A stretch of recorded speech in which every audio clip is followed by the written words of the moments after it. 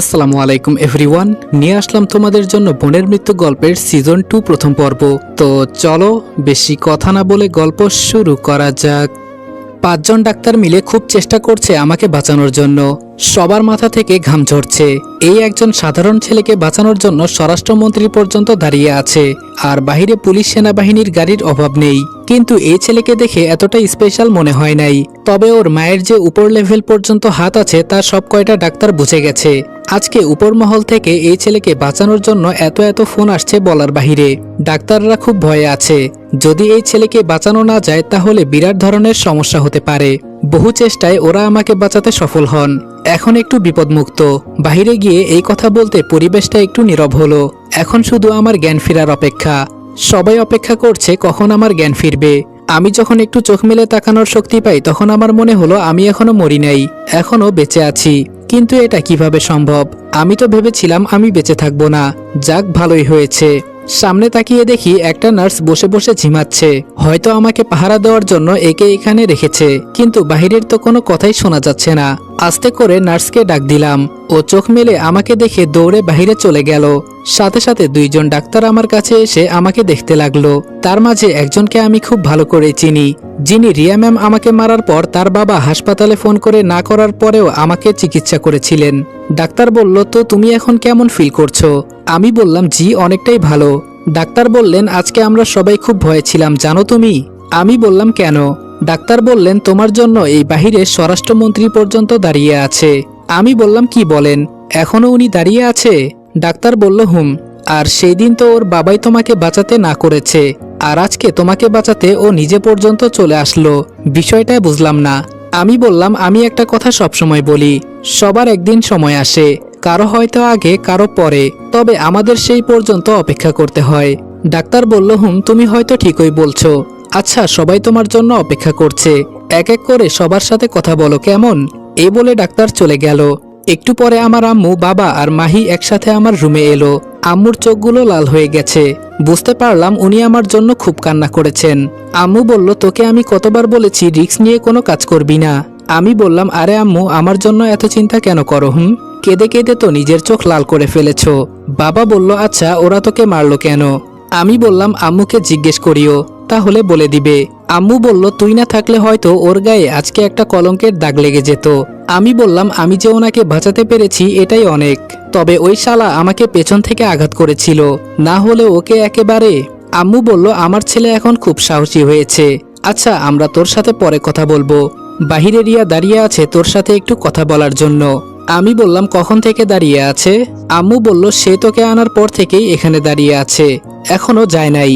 আমি বলেছি চলে যেতে, বলে ওর জন্য নাকি তোর এই অবস্থা হয়েছে, তাই যতক্ষণ না তুই ভালো হবি ততক্ষণ পর্যন্ত দাঁড়িয়ে থাকবে। মাহি বলল, তোকে সেই দিন এত করে মারার পরেও ওকে তুই বাঁচাতে চলে গেলি?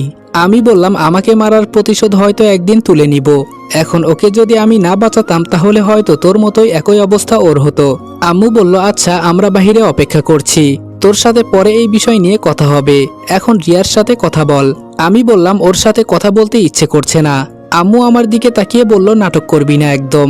আমি বললাম, তুমি কিভাবে বুঝে গেছো? আম্মু বলল, থাক আর বলতে হবে না, আমি তোর মুখ দেখলেই সব বলতে পারি। মাহি আমার কানের কাছে এসে বলে গেল, ভাইয়া এখনই সময়, ম্যামকে পটিয়ে ফেল। একটা ধমক দিয়ে বললাম, যাবি এখান থেকে? সবাই বাহিরে চলে গেল। কিছুক্ষণ পর রিয়া এলো, তবে একা। মুখে এখনো হতাশার ছাপ দেখা যাচ্ছে। একটা চেয়ার টেনে আমার পাশে বসলো, তবে আমি ওর দিকে তাকাই নাই, অন্যদিকে তাকিয়ে আছি। আমারও তো একটা সম্মান আছে, সে স্বরাষ্ট্রমন্ত্রী হয়েছে দেখে কি হয়েছে? ম্যাম বলল, এখন কেমন লাগছে রনি? আমি বললাম, এই তো ম্যাম, অনেকটাই ভালো। ম্যাম বলল, জানো তুমি আজকে আমার জন্য কি করেছো? আমি বললাম, এই তো আপনাকে আমি যতটুকু সম্ভব বাঁচানোর চেষ্টা করেছি। ম্যাম বলল, তুমি আমার জন্য যা করেছো নিজের আপন মার পেটের ভাইও আমার জন্য এসব করতো না, কারণ আজকাল সবাই বাঁচতে চায়, সেখানে তুমি আমাকে বাঁচানোর জন্য বারবার এগিয়ে এসেছো। আমি বললাম, আমি হয়তো আগে এক সময় আপনার বডিগার্ড ছিলাম, কিন্তু আমার সামনে আপনাকে তুলে নিয়ে যাবে এটা তো আমি বসে বসে দেখতে পারি না।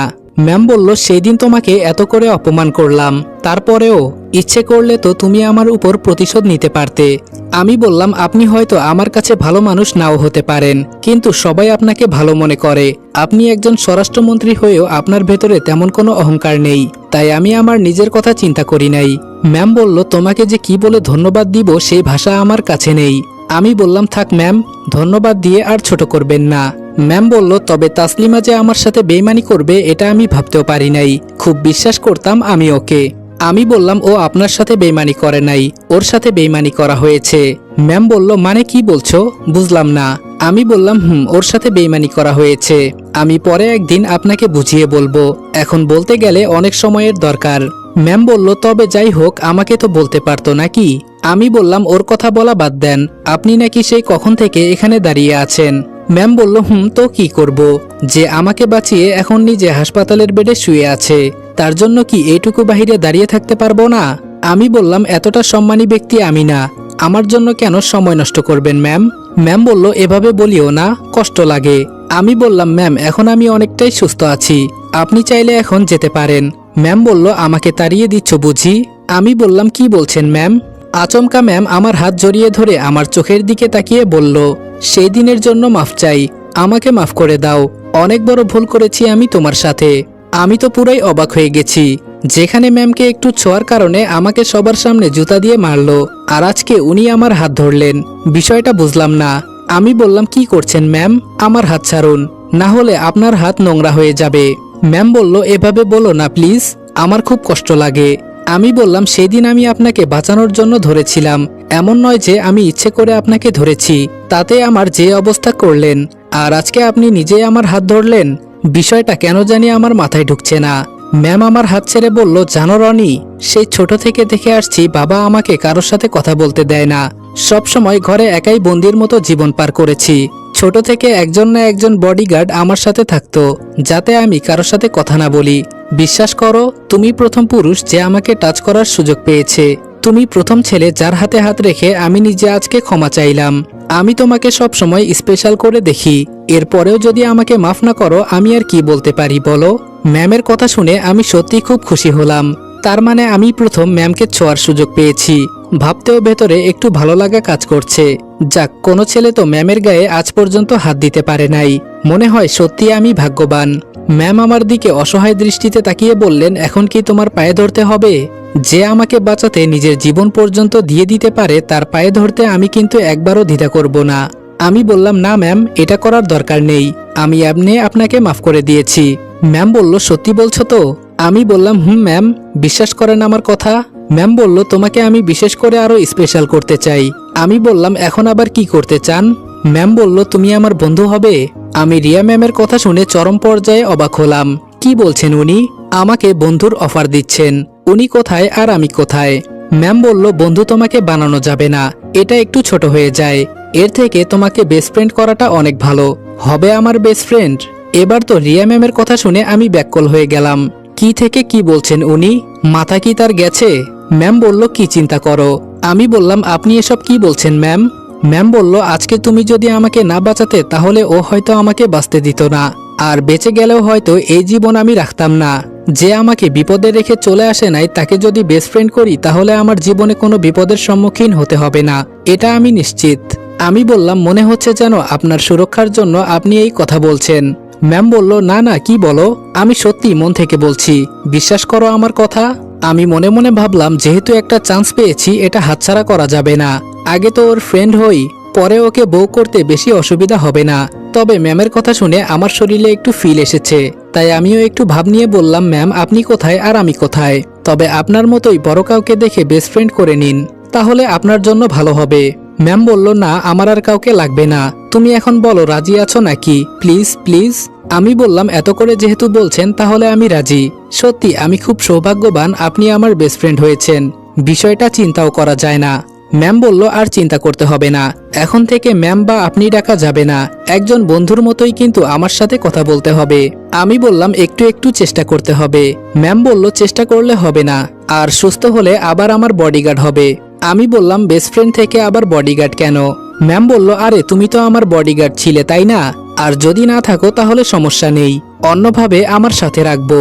আমি মনে মনে বললাম, জামাই করে রাখেন তাহলেই ভালো হবে, তবে খুব শীঘ্রই আমি আপনার স্বামী হতে চলেছি ম্যাম, আপনি নিজেই আমার কাছে ধরা দিয়েছেন।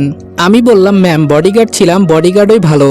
ম্যাম বলল, শুধু যখন মানুষের সামনে থাকবে তখন বডিগার্ড, আর বাকি সময় আমার বেস্ট ফ্রেন্ডের মতো ব্যবহার করবে। আর বলেছি না ম্যাম বলবে না? আমি বললাম, তাহলে কখনো বডিগার্ড আবার কখনো বেস্ট ফ্রেন্ড, তাই তো? ম্যাম বলল, যখন মানুষের সামনে থাকবে তখন, আর মানুষের সামনে থাকলে ম্যাম, আর বাকি সময় আমার নাম ধরেই ডাকবে। আমি বললাম, আর বলতে হবে না, আমি সব বুঝে গেছি। আমার একটা কথা ছিল, একটু শুনুন। রিয়া কানটা এগিয়ে দিল, আমি ওর গালে ঠাস করে একটা চড় দিলাম। এতে রিয়া গালে হাত দিয়ে আমার দিকে তাকিয়ে আছে। আমি বললাম, এভাবে তাকিয়ে কি দেখিস? সেদিনের কথা মনে নাই? তাই আমিও একটু প্রতিশোধ নিলাম। তুই তো আমার বেস্ট ফ্রেন্ড, আবার স্বরাষ্ট্রমন্ত্রী, তাই বেশি কিছু করলাম না। রিয়া আমার দিকে তাকিয়ে একটা হাসি দিল। ম্যাম বলল, এটাই তো বেস্ট ফ্রেন্ডের ব্যবহার। আমি অনেক খুশি হয়েছি যে তুই আমাকে মেনে নিলি। আচ্ছা, অনেক সময় হয়ে গেছে, আমাকে এখন উঠতে হবে। তুই থাক, পরে তোর সাথে আমি যোগাযোগ করব। আমি বললাম, ওকে যা, আর বেশি বাহিরে হবি না। ম্যাম বলল, সত্যি তোকে এখন বেস্ট ফ্রেন্ড মনে হচ্ছে আমার। আমি বললাম, আচ্ছা আপনি এখন যান খালাম্মা। রিয়া একটা হাসি দিয়ে চলে গেল। রিয়া যেতেই আম্মু রুমে ঢুকলো, তবে একটু অদ্ভুত দৃষ্টিতে আমার দিকে তাকিয়ে দেখলো। পরে আবার চোখ বাঁকিয়ে বলল, কিরে রনি, ব্যাপার কি? আমি বললাম, কিসের ব্যাপার আম্মু? আম্মু বলল, না বাহিরে দেখলাম রিয়াও হেসে হেসে বের হলো, আর এখানে এসে দেখি তোর মুখেও হাসি। সত্যি করে বলতো বিষয়টা কি? আমি বললাম, অনেক কিছু ঘটে গেছে আম্মু। আম্মু আমার কাছে এসে বসতে বসতে বলল, কি ঘটে গেছে বলতো? আমি বললাম, আম্মু রিয়া আমাকে বেস্ট ফ্রেন্ড বানিয়ে গেছে। আম্মু বলল, কি? আমি বললাম, আম্মু এটাই সত্যি। আম্মু এবার আমার দিকে ক্ষুদ্র দৃষ্টিতে তাকিয়ে বলল, সত্যি এমনটা হয়েছে? আমি বললাম, আম্মু, আমি এখন রিয়া ম্যামের বেস্ট ফ্রেন্ড, ভাবতে পারো বিষয়টা? আম্মু বলল, আমি আশা করি নাই এমনটা হবে। আমি আম্মুর হাত ধরে বললাম, আমি ওর জীবন বাঁচিয়েছি, এজন্য হয়তো আমাকে বেস্ট ফ্রেন্ড করেছে, এটা তো বেশি কিছু না। তবে খুব শীঘ্রই মনে হচ্ছে আমার স্বপ্ন পূরণ হবে আম্মু। আম্মু কিছু না জানার ভাব করে বলল, কিসের স্বপ্ন আবার তোর? আমি উপরে তাকিয়ে বললাম, তুমি একদিন কি বলেছিলে মনে আছে? আম্মু বলল, আমি কি বলেছিলাম? আমি বললাম, রিয়াকে যেন আমি বউ করি। আম্মু বলল, পারবি তো? আমি বললাম, আজকেও আমার বেস্ট ফ্রেন্ড হয়েছে, কালকে বউ হতে কতটুকু সময় লাগবে? আম্মু বলল, আমার তোর উপর বিশ্বাস আছে, আমি জানি তুই পারবি। আমি আম্মুর দিকে এবার না তাকিয়ে একটা হাসি দিয়ে বললাম, আম্মু আমি কি কোনো ভুল করেছি? আম্মু বলল, এমনটা কেন মনে হলো তোর? আমি বললাম, আমার খুব ইচ্ছা ছিল কারোর সাথে প্রেম করব। আম্মু বলল, পরে বল। আমি বললাম, সেই মেয়েকে আমি পেয়ে গেছি। আম্মু বলল, দেখ আমি তোর মা হয়ে তোকে তো আমি এই কাজে উৎসাহ দিতে পারি না, তবে আমি এইটুকু বলতে পারি, রিয়াকে কারো বাড়ির বউ করা এতটা সম্ভব নয়। আমি বললাম, কেন আম্মু, হঠাৎ তোমার এমনটা কেন মনে হলো? আম্মু বলল, রিয়া যা বলে তার কথার কোনো নড়চড় হয় না। আমি বললাম, তবে আমি ওকে আমার বউ করে তোমাকে দেখাবো। আম্মু বলল, তাহলে আমিও খুব খুশি হতাম। বউ হবে স্বরাষ্ট্রমন্ত্রী, আর শাশুড়ি হবে থানার ওসি, এক ঘরেই খেলা জমবে। আমি বললাম, পরে আবার আগুন টাগুন লাগবে না তো তোমাদের মাঝে? আম্মু বলল, দিব একটা। হঠাৎ মাহি এসে বলল, ভাইয়া ও তোর সাথে দেখা করতে এসেছে। এর মাঝেই মাহির হবু বর এসে বলল, ভাইয়া ভালো আছেন তো? আমি বললাম, এই তো আমি অনেকটাই ভালো, তুমি ভালো আছো তো? মাহির হবু বর বলল, জি ভাইয়া। আমি বললাম, তুমি কিভাবে জানলে আমি হাসপাতালে? ও বলল, মাহি বলেছে আপনি নাকি খুব অসুস্থ। আমি মাহির দিকে রাগী চোখে তাকাতেই আমার সামনে থেকে সরে গেল। আমি বললাম, মাহি ওনাকে বাসায় নিয়ে যা। না ভাইয়া, তা আর লাগবে না, এখানে একটু দরকারে আসছিলাম, আর কালকেই চলে যাব। সমস্যা নাই, একটা হোটেলে উঠে থেকে যাব। আমি বললাম, মাথা খারাপ হয়েছে তোমার? আমাদের বাসা থাকতে হোটেল। মাহি ওনাকে বাসায় নিয়ে যা, আম্মুকে আমি পাঠিয়ে দিচ্ছি। মাহি বলল, আচ্ছা ভাইয়া। এটা বলতেই ওরা চলে গেল। আম্মু আমার দিকে তাকিয়ে বলল, তুই একা একা থাকতে পারবি? আমি বললাম, পারবো, তুমি যাও, দেখছো না তোমার জামাই এসেছে, যাও ভালো করে জামাই আদর করো। আম্মু বলল, তা তো অবশ্যই করতে হবে। আমি বললাম, আচ্ছা ডাক্তারের সাথে কথা বলেছো তুমি? আম্মু বলল, বলেছি, আজকে রাতটা এখানে থাকতে হবে। আমি বললাম, বুঝেছি। আম্মু বলল, তাহলে আমি চলে যাব? আমি বললাম, আব্বু কই? আম্মু বলল, কি জানি বাবা, মনে হয় কোথাও গেছে হয়তো। আম্মুও কিছুক্ষণ পর চলে গেল। একা একা হাসপাতালের বেডে শুয়ে আছি, চিন্তা করছি তাসলিমার কি খবর। ওর তো খবরই নেওয়া হয় নাই। আমার তো এটা মনেই ছিল না। আবার তাড়াতাড়ি আম্মুকে কল দিলাম। আম্মু বলল, বল কি হয়েছে? আমি বললাম, ওখানে একটা মেয়ে ছিল না, তার কোনো খোঁজ খবর পেয়েছো? আম্মু বলল এক কনস্টেবল বলল মেয়েটা নাকি এক কোনায় চুপ করে দাঁড়িয়েছিল, আর একটা কথা বলেছিল আমাকে ধোকা দেওয়া হয়েছে, আর কান্না করছিল নাকি। পরে ওরা ওকে বাসায় নামিয়ে দিয়ে আসে। এর বেশি কিছু বলতে পারবো না। আচ্ছা, ওর স্বরাষ্ট্রমন্ত্রীর বডিগার্ড ছিল না? আমি বললাম আম্মু। আচ্ছা, এই বিষয়ে পরে কথা বলবো, এখন রাখি। ফোনটা রেখে চিন্তা করছি ওর সাথে ধোকা হয়েছে। বিষয়টা আমার মাথায় ঢুকছে না। আমার কেন জানি মনে হচ্ছে আমাদের সিনিয়র স্যারের বউ আছে। সেই দিন ওনার ফোনের স্ক্রিনে একটা মেয়ের পিক দেখলাম, কি জানি হয়তো। আচ্ছা, আমি আগে সুস্থ হয়ে নেই, তারপর ওর খোঁজ করব। রাতে আম্মু থাকতে চেয়েছিল, কিন্তু আমি জোর করে পাঠিয়ে দিয়েছি। এখন রাত প্রায় 12টা বাজে, তাও আমার ঘুম আসছে না। কেমন যেন ভেতরে একটু ছটফট করতে শুরু করলো। হঠাৎ আননোন নাম্বার থেকে কল এলো। এত রাতে আবার কে কল দিল? ধরবো নাকি ধরবো না? না, দেখি কে কল করেছে। ফোনটা ধরতেই ওপাশ থেকে একটা মেয়ের আওয়াজ ভেসে এলো, তবে কে সেটা আমি চিনতে পারলাম না। আমি বললাম, কে বলছেন? ওপাশ থেকে বলল, তোমার নামে একটা মার্ডার কেস আছে। আমি বললাম, এত রাতে ফোন দিয়ে কি সব কথা বলছেন? ওপাশ থেকে বলল, তুমি জানো তুমি কি করেছো? কালকে একটা ছেলেকে খুন করেছো, এজন্য তোমাকে ফাঁসিও দিতে পারে আদালত। ওরে বাবা, এটা তো দেখি রিয়ার কণ্ঠ। আমি বললাম, ও তাই নাকি রিয়া ম্যাম? রিয়া বলল, চিনে ফেললি? আমি বললাম, না চেনার কি আছে। রিয়া বলল, অনেক বড় একটা ঝামেলায় পড়ে গেছি রে। আমি বললাম, কেন? নতুন করে আবার কিছু হয় নাই তো? রিয়া বলল, তেমন কিছু না, তবে একটু পারিবারিক ঝামেলা। আমি বললাম, আমাকে বলা যাবে? রিয়া বলল, অবশ্যই বলা যাবে, তবে ফোনে না, সরাসরি। আমি বললাম, আচ্ছা বলিস, কিন্তু এত রাত হয়ে গেল, তুই এখনো ঘুমাস নাই? রিয়া বলল, কিছু কাজ ছিল, সেগুলো আগে শেষ করেছি, এরপর তোকে ফোন করলাম।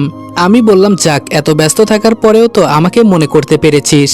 রিয়া বলল, তোকে না মনে করে কি থাকা যায়? আমি বললাম, একটা সত্যি কথা বলবি রিয়া? রিয়া বলল, তুই বল। আমি বললাম, আচ্ছা, আমি কি সত্যি তোর বেস্ট ফ্রেন্ড হওয়ার যোগ্য? রিয়া বলল, কেউ কি কারো যোগ্য থাকে?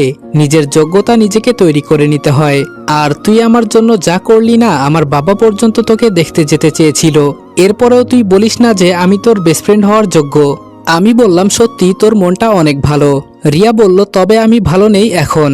আমি বললাম, কেন, কি হয়েছে? রিয়া বলল, বলেছি না পরে তোকে বলবো।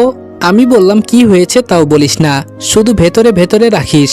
রিয়া বলল, এগুলো ফোনে বলা যাবে না। আমি বললাম, আচ্ছা, তাসলিমার সাথে দেখা হয়েছিল তোর? রিয়া বলল, ওর কথা বলিস না, ও আমার সাথে বেইমানি করেছে। আমি বললাম, ওর মানসিক অবস্থা অনেক খারাপ। রিয়া বলল, কেন, কি হয়েছে? আমি বললাম, এখন বলতে পারবো না, তবে ওর একটু খোঁজ নেওয়ার দরকার। রিয়া বলল, দেখ, এই কয়েকদিন আমি কোথাও যেতে পারবো না, তোর সাথে দেখা পর্যন্ত করতে পারবো না। আমি বললাম, কেন, কই যাবি? রিয়া বলল, এই তো একটু থাইল্যান্ডে যেতে হবে। আমি বললাম, ওখানে কেন? রিয়া বলল, একটু দরকার আছে। আমি বললাম, কিন্তু তোর সাথে তো ভালো কোনো বডিগার্ড নেই। রিয়া বলল, কেন, আমার বাবা আছে না, উনি যাবেন আমার সাথে। আমি বললাম, তোর বাবাকে আমার সাথে দেখা করতে বলবি, না হলে আমি কিন্তু তোর বডিগার্ড হব না। রিয়া বলল, সেটা তো সময়ে দেখা যাবে। আমি বললাম, ও তাই নাকি? রিয়া বলল, অনেক রাত হয়ে গেছে। আমি বললাম, আচ্ছা, তাহলে ঘুমা। রিয়া বলল, তুইও ঘুমা। আমি বললাম, আমার কেন জানি ঘুম আসছে না। রিয়া বলল, এত চিন্তা কেন? আবার বিয়ে টিয়ে নিয়ে তো এত চিন্তা করছিস না? আমি বললাম, আমার বিয়ে তো তোকে ছাড়া হবেই না। রিয়া বলল, আমাকে ছাড়া হবে না মানে?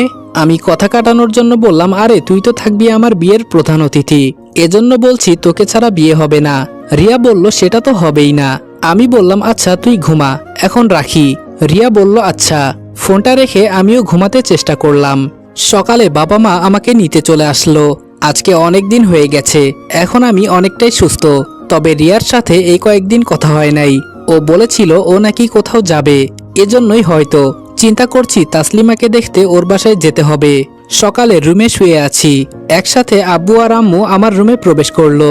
আমি বললাম, কি ব্যাপার, আজকে দেখি দুইজন একসাথে?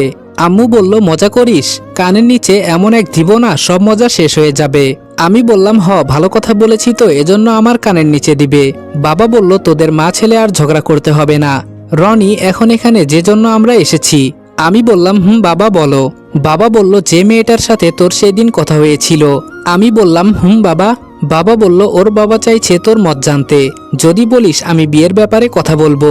আমি বললাম, সে তো বলবেই, তবে বাবা, মেয়ে কিন্তু প্রেগনেন্ট। সরাসরি বললাম। বাবা বলল, কি? আমি বললাম, এজন্য ও আমাকে দূরে কথা বলতে নিয়ে গিয়েছিল, আর আমার মনে হয় এখন ওর বয়ফ্রেন্ড ওকে বিয়ে করেও নিয়েছে। বাবা একটু রাগী সুরেই বলল, আমার সাথে ফাজলামো করে, আমি তো ওকে ছাড়বো না। বিয়ে দিবে না আগেই বলতে পারতো, তাই বলে আমার সম্মান নিয়ে খেলবে। আম্মু বলল, আরে কি বলো না তুমি, মেয়ে প্রেগনেন্ট তো কি হয়েছে, আমরা অন্য মেয়ে দেখব। বাবা বলল, না, ও আমার সাথে মিথ্যা কেন বলল সেটা আমি জানতে চাই। আমি বললাম, বাবা আমি তোমার ছেলে তাই না? আমার কথা শুনে বাবা একটু চমকে আমার দিকে তাকিয়ে বলল, হঠাৎ এই কথা বললি কেন? আমি বললাম, আমি যদি বাহিরের কোনো মেয়ের সাথে গোপনে প্রেম করি তুমি কি বলতে পারবে? বাবা বলল, তাই বলে আমরা বাবা মা তাদের কষ্ট করে লালন পালন করি, আমাদের কথা তো একটু চিন্তা করা লাগবে তাই না, আমাদের ভালো মন্দ। আমি বললাম, আজকালের ছেলে মেয়েদের আর 18 বছর বয়স হওয়া লাগে না, তার আগেই বিয়ে করে নেয়। এখন মানুষ কথায় কথায় বলে মারপেট থেকে জন্ম নেওয়ার পর থেকে ওরা কখন প্রেম করে বিয়ে করবে তারই চিন্তা করে। আর এখনকার মেয়েদের বিয়ের বয়স 10 হলেই বেশি, আর 18 হলে তো 3-4টা বাচ্চা কাচ্চা থাকে। থাক, আমি সেই সব কথা বলতে চাই না। তবে আজকালের মেয়েদের ফিজিক্যাল রিলেশন না করলে হয় না, এটাকে তো ওরা এখন সাধারণ চোখে দেখে, এজন্য এখন কাউকে বিশ্বাস করা যায় না বাবা। এই পর্যন্ত বলে আমি চুপ করলাম। বাবা এবং আম্মু আমার দিকে একদৃষ্টিতে তাকিয়ে আছে, চোখের পাতাও পড়ছে না। আমি একটু জোরেই বললাম, বাবা। বাবা আমার দিকে তাকিয়ে বলল, আমার ছেলে তো দেখি এখন অনেক বড় হয়ে গেছে। আম্মুও বাবার মতোই বলল, তাই তো দেখছি।